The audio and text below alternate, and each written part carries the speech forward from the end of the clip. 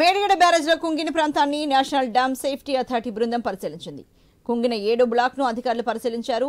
CWC మాజీ chairman Chandrasekhar Iyer నేతృత్వంలో వచ్చిన 5 సభ్యుల ఎన్డీఎస్సీ బృందం అధ్యయనం చేస్తోంది.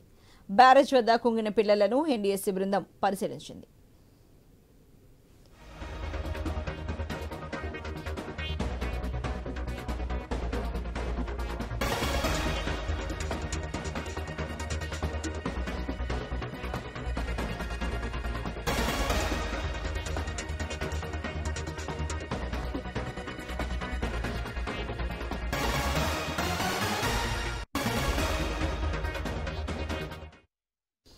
మేడిగడ్డ బ్యారేజ్లోని కుంగిన ప్రాంతాన్ని నేషనల్ డ్యామ్ సేఫ్టీ అథారిటీ బృందం పరిశీలించింది.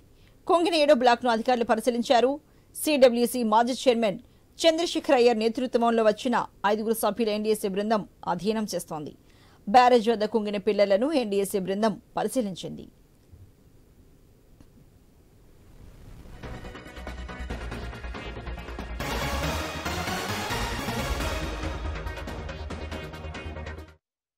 మరి ఇదే ఇష్యూకి సంబంధించి మరింత తాజా సమాచారాన్ని మా ప్రతినిధి ప్రశాంత్ నడి తీసుకుందాం. ప్రశాంత్, మరి మేడిగడ బ్యారేజ్లో కుంగిన ప్రాంతాన్ని ఎన్డీఎస్సీ బృందం పరిశీలించింది కదా, మరి ఈ అధ్యయనం చేస్తోంది 5 సభ్యుల ఎన్డీఎస్సీ బృందం అంటున్నారు. మరి ఈ అధ్యయనం ఎంతవరకు కొనసాగే అవకాశం ఉంది? మరి పూర్తి స్థాయి నివేదిక వచ్చే అవకాశాలు ఎప్పటిలోగా ఉన్నాయనుకోవచ్చు ప్రశాంత్?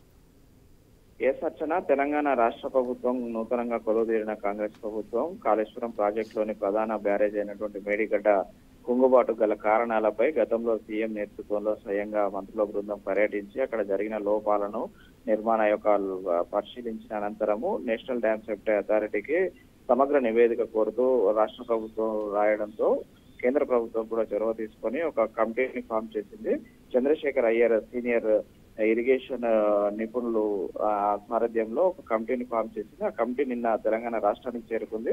రాత్రి రామగుండంలో సింగరేణి గెస్ట్ హౌస్ లో బస చేసి అనంతరం ఈ రోజు ఉదయం జయశంకర్ భూపాలపల్లి జిల్లా కేంద్రంలోని కలెక్టర్ సారథ్యంలో మేడిగడ్డ ప్రాజెక్టు చేరుకున్నారు. ఏదైతే 7th బ్లాక్ లో 17 పిల్లర్ నుంచి 20 పిల్లర్ మధ్యలో వచ్చినటువంటి పగుళ్లు కావచ్చు, క్రాక్స్ కావచ్చు, కింద ఇసుక తెప్పల మేటలు కావచ్చు, వాటర్ లీకేజీ పైన క్షుణ్ణంగా ఉదయం నుంచి కూడా ప్రతి విషయాన్ని అణువణువు పరిశీలిస్తున్నారు. అక్కడ ఇప్పటికే రాష్ట్ర ప్రభుత్వం జిల్లా కలెక్టర్ కు అక్కడ ఉన్నటువంటి ఇంజనీరింగ్ అధికారులకు కాంట్రాక్టర్లకు కూడా నేషనల్ డ్యామ్ సేఫ్టీ అథారిటీ వాళ్ళు అడిగిన ప్రతి పేపర్ విషయంలో కానీ అడిగిన ప్రతి ప్రశ్నకు సమాధానం చెప్పి తీరాల్సిందే, లేకపోతే కఠిన చర్యలు ఉంటాయన్న నేపథ్యంలో అక్కడ ఉన్నటువంటి కాంట్రాక్టర్స్, ఇంజనీర్లు, అధికారులు అందరూ కూడా అప్రమత్తం అయ్యారు అర్చన. దీంతో అయితే ఉదయం నుంచి కూడా వాళ్ళు అటు డ్యామ్ ను పరిశీలించడమే కాకుండా ఇటు అధికారులను కూడా అడిగి అనేక విషయాలు తెలుసుకుంటున్నారు. ఎప్పుడు ప్రారంభించారు, ఎలాంటి కాంక్రీటు, ఎలాంటి ఐరన్, ఎలాంటి అథారిటీ తోటి ఇక్కడ నిర్మించారు, ఇక్కడ భౌగోళిక పరిస్థితి ఏంది, ఇక్కడ ఉన్నటువంటి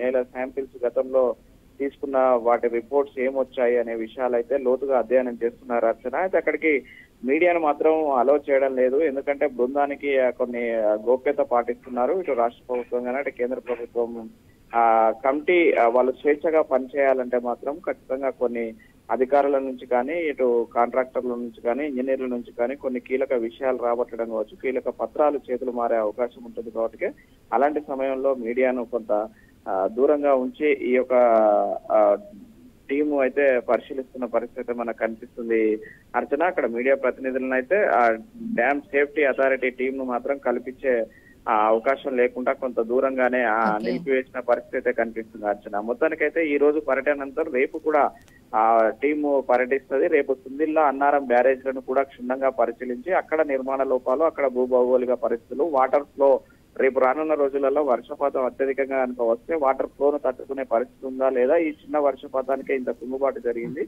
రాబో తరాలకు రాబో రోజులలో కూడా జరిగే పరిణామాలను కూడా అంచనా వేస్తూ ఒక క్షుణ్ణమైన రిపోర్టు అందించనుంది అర్చన. దీంతో అయితే కొంత సమయం పడుతుంది. వీళ్ళు ఈ 3 రోజుల పర్యటన అనంతరము ఢిల్లీకి వెళ్లి సమగ్ర నివేదిక అందించే అవకాశం ఉంది Archana. Right Prashanth, thank you very much.